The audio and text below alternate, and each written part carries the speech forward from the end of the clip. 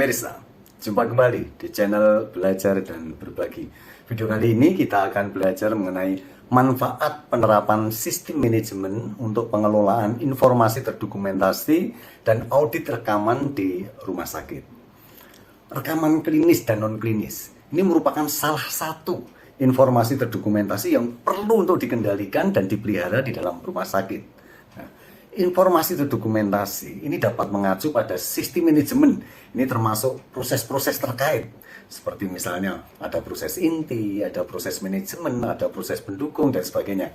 Yang kedua yaitu informasi-informasi yang dibuat oleh organisasi itu sendiri agar organisasi dapat beroperasi. Ini biasanya berupa dokumen-dokumen. Ini seperti misalnya instruksi kerja atau work instruction, ada prosedur tetap atau protap, ada SOP dan sebagainya.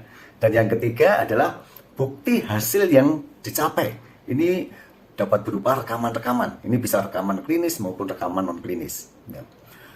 Sistem manajemen mutu di rumah sakit ini sebaiknya ini meliputi antara lain informasi terdokumentasi yang disyaratkan oleh standar sistem manajemen seperti sistem manajemen ISO 7101. Yang kedua yaitu informasi terdokumentasi yang dianggap penting untuk efektivitas sistem manajemen mutu di dalam rumah sakit. Tentu saja ini akan ditetapkan oleh organisasi itu sendiri. Besarnya atau banyaknya informasi terdokumentasi untuk sistem manajemen mutu di rumah sakit ini bisa berbeda-beda. Ini tergantung dari satu, perbedaan ukuran dari rumah sakit itu sendiri, atau jenis aktivitas atau proses atau layanan yang ada di rumah sakit itu sendiri. Yang kedua yaitu perbedaan kompleksitas dari prosesnya atau interaksi-interaksi prosesnya. Yang ketiga yaitu karena adanya perbedaan-perbedaan kompetensi dari personil-personilnya.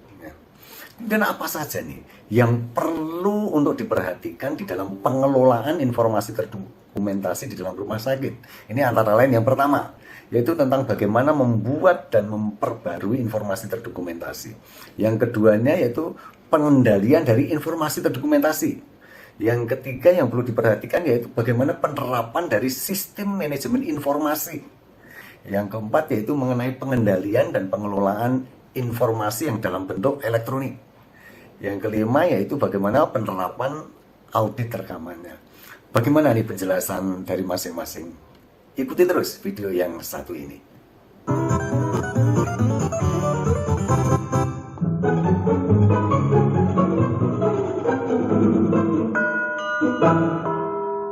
Pemirsa, dalam menjelaskan pengelolaan informasi terdokumentasi dan audit rekaman di dalam rumah sakit, tentu saya menggunakan berbagai referensi, antara lain yaitu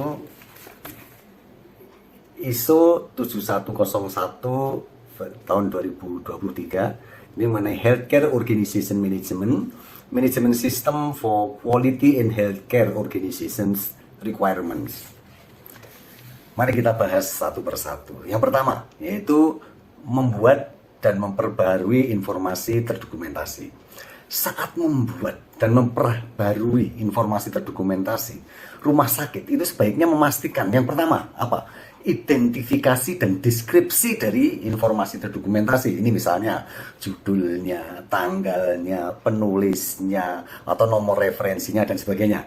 Yang kedua yaitu memperhatikan format informasi terdokumentasi. Ini misalnya bahasa yang digunakan, versi perangkat lunak kalau memang menggunakannya, grafik dan sebagainya.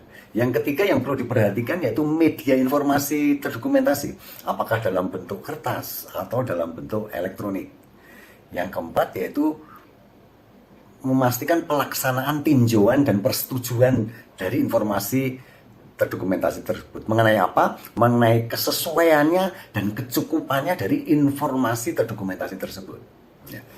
Yang kedua itu mengenai pengendalian informasi terdokumentasi. Informasi terdokumentasi yang diperlukan oleh rumah sakit ini sebaiknya dikendalikan. Untuk apa? Yang pertama, untuk memastikan kapan saja dan di mana saja diperlukan informasi tersebut selalu tersedia dan layak untuk digunakan.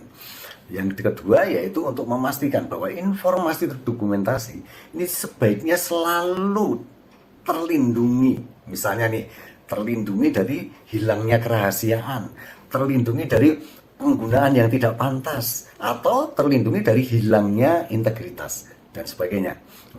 Apa nih yang sebaiknya dilakukan oleh rumah sakit untuk mengendalikan informasi terdokumentasi? Untuk pengendalian informasi terdokumentasi, ini rumah sakit sebaiknya melakukan aktivitas-aktivitas berikut ini. Antara lain nih, satu, memastikan bahwa informasi terdokumentasi itu telah didistribusikan.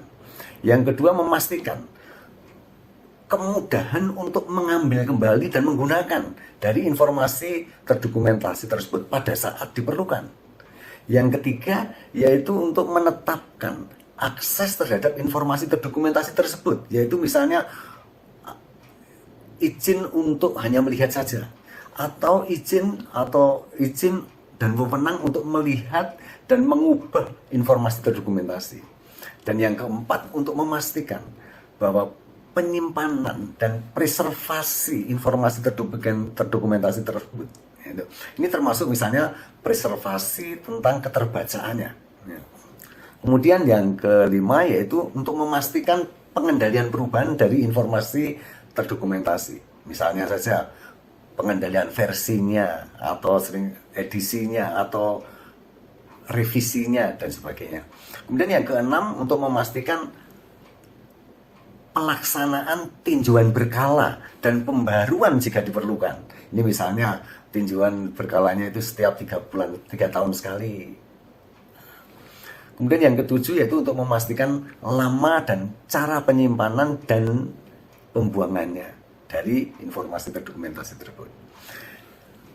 Informasi terdokumentasi yang berasal dari luar, yang sudah ditetapkan oleh rumah sakit dan diperlukan untuk perencanaan dan pengoperasian sistem manajemen di rumah sakit, ini juga sebaiknya diidentifikasi dan dikendalikan. Ini misalnya informasi yang berupa standar-standar untuk operasional, atau peraturan-peraturan pemerintah yang berlaku, dan sebagainya. Yang ketiga, ini tentang penerapan sistem manajemen informasi. Sistem manajemen informasi di rumah sakit ini sebaiknya juga divalidasi fungsinya sebelum digunakan. Ini antara lain misalnya termasuk fungsi interface yang tepat dalam sistem manajemen informasi. Dan setiap kali ada perubahan dari sistem manajemen informasi tersebut, maka perubahan ini harus disahkan. Perubahan ini harus didokumentasikan, harus diuji dan divalidasi lagi sebelum diterapkan. Nah, perubahan tersebut ini termasuk perubahan-perubahan konfigurasi dari software yang digunakan. Kalau memang menggunakan software, apa saja nih yang sebaiknya diperhatikan pada waktu menerapkan sistem manajemen informasi? Ini antara lain, terlindungi dari akses yang tidak sah.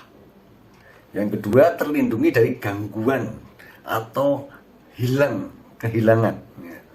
Yang ketiga yaitu dipelihara untuk menjamin integritas data dan informasi. Yang keempat yang perlu diperhatikan yaitu mempunyai sistem pencatatan. Pencatatan mengenai apa? Mengenai antara lain adalah kejadian-kejadian malfungsi dalam sistem pencatatan tersebut. Kemudian yang kelima yaitu mempunyai ketentuan untuk melakukan backup. Kemudian yang keenam misalnya mempunyai rencana contingency plan atau contingency plan agar apa? Agar pelayanan yang dilakukan itu tidak terganggu.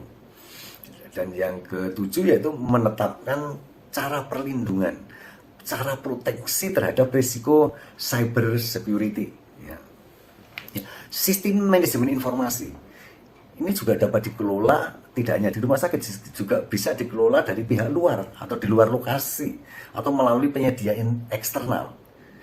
Tentu saja ada syaratnya. Syaratnya rumah sakit sebaiknya memastikan bahwa penyedia eksternal dari sistem tersebut sudah mematuhi semua persyaratan-persyaratan dari sistem manajemen. Misalnya sistem manajemen yang ada di dalam ISO 7101. Yang keempat, ini mengenai pengendalian dan pengelolaan informasi dalam bentuk elektronik. Rumah sakit ini sebaiknya menetapkan dan memelihara proses untuk menggunakan dan untuk menjaga informasi kesehatan dalam media elektronik. Proses apa saja nih yang sebaiknya ditetapkan? Antara lain, memberi nama file, melakukan proteksi atau perlindungan, aksesnya, backupnya, pengarsipannya, untuk mendapatkan kembali atau mengambil kembali file-file tersebut, waktu retensinya, menetapkan bagaimana cara penghapusannya, kemudian integrasi informasi terdokumentasi yang dihasilkan melalui sistem dan interface yang berbeda. Yang berikutnya misalnya bagaimana menjaga kerahasiaan informasi kesehatan digital dan sebagainya. Nah, rumah sakit ini sebaiknya memastikan bahwa tenaga kerja dan juga pengguna layanan memiliki akses terhadap rekaman-rekaman klinis pada waktu yang tepat. Dan perubahan pada rekaman ini sebaiknya juga diidentifikasi dan diberi tanggal. Dan yang lebih penting, mencantumkan individu yang melakukan perubahan tersebut untuk diidentifikasi. Ya. Berikutnya yaitu audit hasil rekaman. Jadi penerapan audit hasil rekaman untuk menjamin integritas informasi yang terdokumentasi. Rumah sakit itu sebaiknya mendefinisikan apa yang dianggap rekaman klinis dan apa yang dianggap rekaman non klinis. Dan rekaman yang perlu dipelihara ini harus lengkap dan harus akurat. Apa nih yang sebaiknya dilakukan untuk memverifikasi bahwa suatu rekaman sudah dipelihara, sudah lengkap dan akurat? Antara lain yang harus dilakukan, yang pertama, melakukan audit terhadap rekaman klinis dan non-klinis secara berkala. Untuk apa? Untuk memastikan bahwa kualitas perawatan dan layanannya itu baik. Yang kedua, untuk memastikan bahwa rekaman klinis ini antara lain misalnya meliputi atau berisi riwayat penyakit, hasilnya, diagnosanya, informasi yang cukup untuk memfasilitasi manajemen klinis pengguna layanan. Yang ketiga, yaitu memverifikasi bahwa rekaman ini meliputi ada tanggalnya, ada waktunya, ada identitas individu yang bertanggung jawab untuk setiap kegiatan dan sebagainya. Yang keempat, memastikan bahwa rekaman klinis memenuhi persyaratan hukum. Dan yang kelima, yaitu menyediakan bukti terdokumentasi mengenai apa? Mengenai audit atas rekaman dan bagaimana hasil audit terhadap rekaman tersebut. Ya, demikian tadi kita telah belajar mengenai manfaat penerapan sistem manajemen untuk pengelolaan informasi terdokumentasi dan audit rekaman di rumah sakit. Semoga bermanfaat. Jumpa kembali di video selanjutnya dengan topik yang berbeda. Sampai jumpa.